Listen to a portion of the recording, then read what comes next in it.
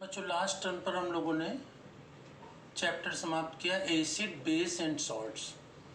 Acid base और salts में acids के बारे में, बेस के बारे में और सॉल्ट्स के बारे में, उसका क्लासिफिकेशन, पीएच इंडिकेटर और उसके न्यूमेरिकल, और इसके बाद उस कई टर्म पर उसके जो इम्पोर्टेंट क्वेश्चंस हैं उसको हम लोगों ने डिस्कस किया था। इसी के पश्चात अब हम लोग अगला चैप्टर, नेक्स्ट चैप्टर स्टार्ट कर रहे हैं जिसका नाम है chemical reactions and equations. Chemical reaction and equations, रासायनिक अभिक्रियाएं एवं समीकरण। तो रासायनिक अभिक्रियाएं और समीकरण, ये अगला चैप्टर स्टार्ट करते हैं। तो रासायनिक अभिक्रियाएं और समीकरण, तो केमिकल रिएक्शंस होते हैं और उन केमिकल रिएक्शंस को हम लोग एक इक्वेशन के रूप में, एक समीकरण के रूप में लिखते, ठीक है ना। तो केमिकल रिएक्शंस, रासायनिक अभिक्रियाएं हमारे चारों तरफ होती रहती हैं। बहुत सी रासायनिक अभिक्रियाएं होती, जैसे कि रासायनिक अभिक्रियाओं में, केमिकल रिएक्शन में, जैसे गर्मियों के में कमरे के ताप पर दूध को खुला छोड़ दें, ठीक है ना। कमरे के ताप पर दूध को गर्मियों में खुला छोड़ दें तो क्या होता है, वो काफ़ी समय ऐसे रखा रहता है तो वो खराब हो जाता है ना, पड़ जाता है, उसमें खट्टापन आ जाता है, दूध खराब हो जाता है। तो ये क्या हुआ, केमिकल रिएक्शन हुआ, ठीक है ना। टेम्परेचर हाई है गर्मियों में तो वो खराब हो जाता है, पड़ जाता है, उसमें खट्टापन आ जाता है। तो ये रासायनिक अभिक्रिया है। दूसरा, जैसे कि लोहे की कढ़ाई है या लोहे की कोई भी चीज़ है और उसको बरसात के दिनों में ऐसे ही छोड़ दिया जाए, पानी में रख दिया जाए, डाल दिया जाए, तो क्या हो जाता है, उसमें जंग लग जाती है। तो लोहे में जंग लगना, उसका रस्टिंग होना क्या है, केमिकल रिएक्शन।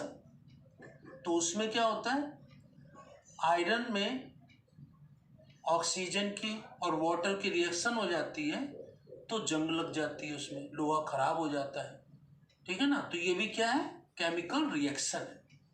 इसी के पश्चात जैसे कि कोई भी किसी भी फल का रस हो, कोई किसी भी फल का रस हो, गन्ने का रस हो, अंगूर का रस हो, सेब का रस हो, संतरे का रस हो, कोई भी रस को निकाल करके ऐसे ही रख दिया जाए काफ़ी समय के लिए तो उसमें फर्मेंटेशन या किण्वन हो जाता है, जिससे उसमें खट्टापन आ जाता है, ठीक है ना। फर्मेंटेशन या किण्वन हो जाता है जिससे कि उसमें खट्टापन हो जाता है। तो जैसे ही कि कोई हम फल का जूस पीते हैं तो तुरंत ताज़ा निकला हुआ जूस पीते हैं, ठीक है ना, जिसके उसमें खट्टापन ना आने पाए,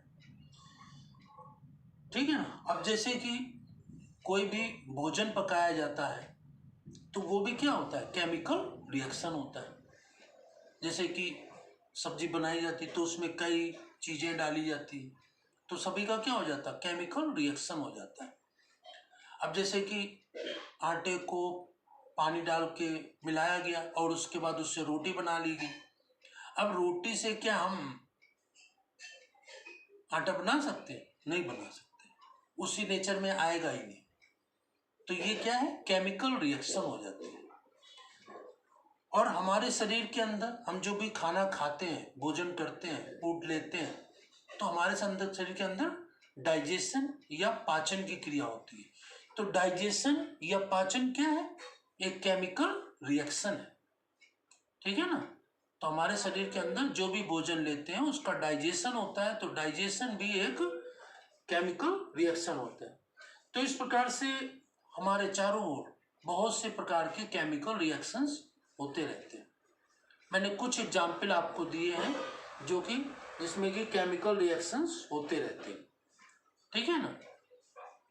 अब जैसे कि यहाँ पर केमिकल रिएक्शन में कुछ एग्जाम्पल देखते हैं, जैसे कि Mg है। Mg क्या होता है, मैग्नीशियम, Mg क्या है? मैग्नीशियम।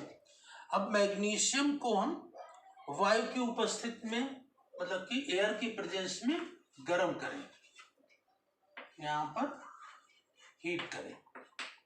मैग्नीशियम को ऑक्सीजन की प्रेजेंस में हीट करें, गर्म करें, तो इसकी आपस में क्या हो जाती है? रिएक्शन हो जाती है। तो रिएक्शन होकर के क्या बन जाएगा? इसमें मैग्नीशियम ऑक्साइड बन जाता है, MgO। यहाँ पर ऑक्सीजन 2, यहाँ पर ऑक्सीजन 1 है, तो यहाँ पर 2 लिख देते हैं, ठीक है ना।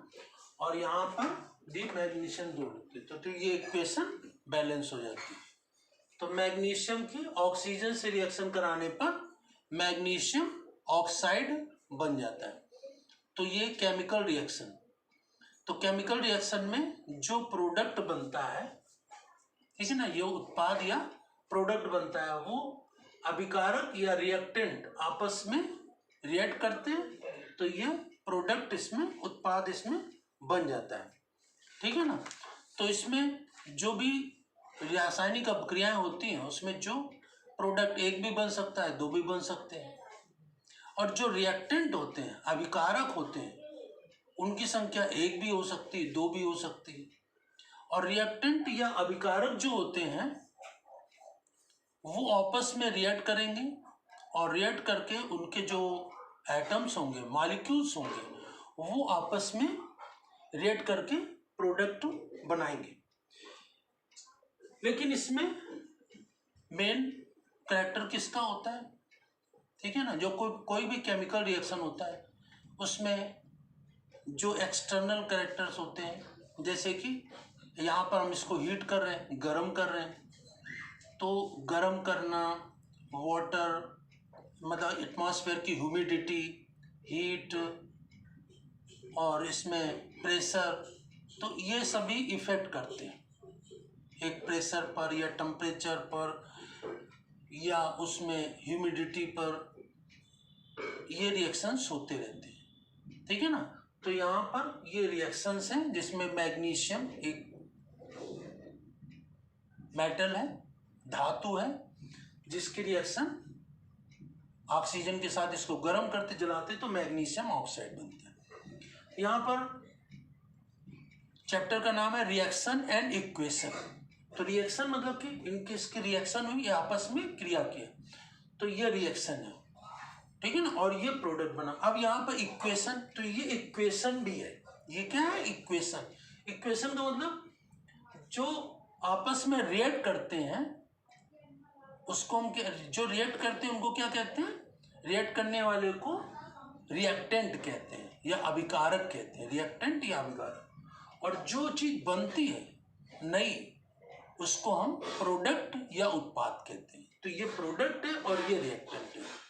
तो इस तरह से किसी चीज को हम लिखते हैं कि रिएक्टेंट कौन कौन से हैं, उनके फार्मूले को, और जो प्रोडक्ट बना है उसके फार्मूले को लिखते हैं, तो इसको हम कहते हैं क्या? इक्वेशन, ठीक है ना।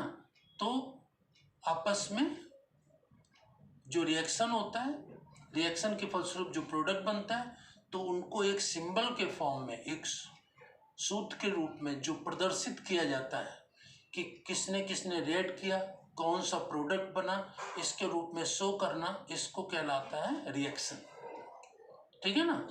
तो रिएक्शन आपस में हुआ, और रिएक्शन के बाद उसको हम जो रिप्रेजेंट करते हैं तो इक्वेशन के द्वारा। तो यहाँ पर हमने इक्वेशन लिखी, ठीक है ना। तो जो केमिकल रिएक्शंस होते हैं वो सभी केमिकल्स रिएक्शन, ठीक है ना। अब कैसे होंगे? यदि कोई भी केमिकल रिएक्शन में जो रिएक्टेंट है ये गैस है तो रिएक्शन बहुत तेज होगी, लिक्विड है तो रिएक्शन थोड़ी धीमी होगी, और सॉलिड है तो रिएक्शन और धीमी होगी। तो जो रिएक्टेंट होते हैं, जो रासायनिक अभिक्रिया करते हैं, केमिकल कंपाउंड्स, सब्सटेंस, उनकी जो फिजिकल स्टेट होती है ना, वो फिजिकल स्टेट पर डिपेंड होता है कि रिएक्शन कितना फास्ट होगा या स्लो होगा या नहीं होगा, ठीक है ना। उसकी जो फिजिकल स्टेट होती है वो मेन होती है। और केमिकल रिएक्शन के फलस्वरूप क्या होता है कि जो प्रोडक्ट बनता है उसका नेचर ये रिएक्टेंट से बिल्कुल अलग होता है, ठीक है ना। जैसे कि हाइड्रोजन और ऑक्सीजन ये दो मिल करके आपस में मिल करके क्या बना लेते हैं, वाटर, ठीक है ना। H2O क्या होता है, वाटर। तो हाइड्रोजन और ऑक्सीजन मिलकर वाटर बनाते हैं, लेकिन हाइड्रोजन और ऑक्सीजन की प्रॉपर्टी अलग होती है और वाटर की प्रॉपर्टी बिल्कुल अलग होती है। वाटर की कोई भी प्रॉपर्टी ऑक्सीजन और हाइड्रोजन से मैच नहीं करती, ठीक है ना। तो ये जो प्रोडक्ट बनता है, जो उत्पाद बनता है रासायनिक अभिक्रिया के फलस्वरूप केमिकल रिएक्शंस के रिजल्टेंट, तो उसकी प्रॉपर्टीज और रिएक्टेंट की प्रॉपर्टीज बिल्कुल डिफरेंट होती, ठीक है ना। तो ये प्रॉपर्टीज बदल जाती हैं और प्रॉपर्टीज बदलने पर उनकी जो केमिकल प्रॉपर्टीज है, फिजिकल प्रॉपर्टीज है, ये सब बदल जाती है। उसका कलर भी चेंज हो जाता है, उसका टेस्ट भी चेंज हो जाता है, उसका जो नेचर होता है वो सब बदल जाता है, ठीक है ना। तो जो केमिकल्स रिएक्शंस होते हैं, उन रिएक्शंस कौन कौन रिएक्ट कर रहा है, कैसे रिएक्ट कर रहा है, और रिएक्शन के बाद उसको हम जब रिप्रेजेंट करते हैं तो एज ए इक्वेशन के रूप में प्रेजेंट करते हैं, रिप्रेजेंट। तो जैसे मैंने बताया हाइड्रोजन और ऑक्सीजन, तो हाइड्रोजन का फॉर्मूला क्या होता है, H2, ऑक्सीजन O2, ये दोनों रिएक्ट करेंगे तो जो चीज बनती है, मतलब वाटर बन रहे हैं, तो ये क्या है, प्रोडक्ट है, उत्पाद है। तो ये इस रूप में इसको रिप्रेजेंट करना कहलाता है इक्वेशन, ठीक है ना। तो what is reaction and equation, तो इसको ध्यान से पढ़ेंगे और नेक्स्ट टर्न पर इसी के और एग्जाम्पल्स को और केमिकल रिएक्शन और इक्वेशन के नेक्स्ट टॉपिक को हम लोग डिस्कस करेंगे। Thank you.